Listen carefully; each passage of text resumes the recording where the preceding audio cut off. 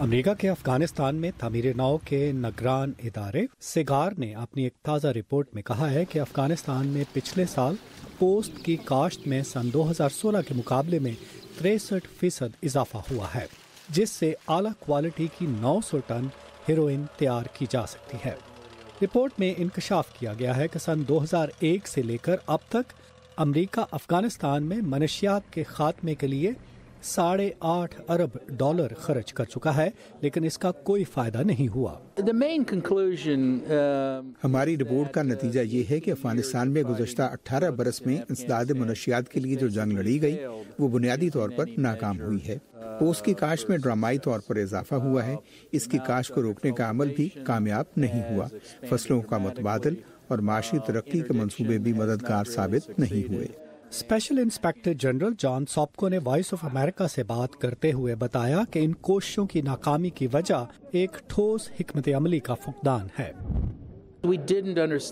ناکامی کی اہم وجہ یہ ہے کہ ہمیں افغانستان کے بارے میں زیادہ سمجھ بوجھ نہیں تھی۔ ہماری پوری حکمت عملی میں منشیات کے خلاف جنگ کو اہمیت نہیں دی گئی، جو میرے خیال میں ایک غلطی تھی۔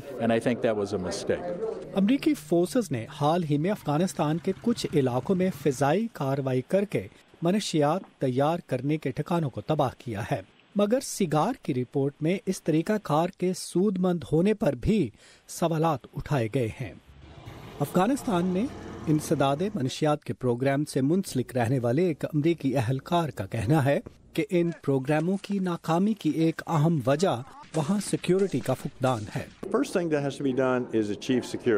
سب سے پہلی چیز وہاں سیکیورٹی پیدا کرنا ہے۔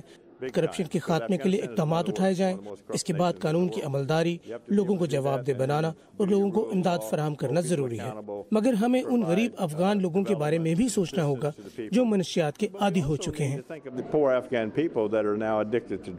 سیگار نے رپورٹ میں تجویز کیا ہے کہ امریکہ کو افغانستان میں پوست کی کاشت اور منشیات کے مسئلے پر قابو پانے کے لیے ایک جامع حکمت عملی کی ضرورت ہے جسے افغان حکومت کی پشت پناہی حاصل ہو۔ ندیم یعقوب، اردو VOA، واشنگٹن۔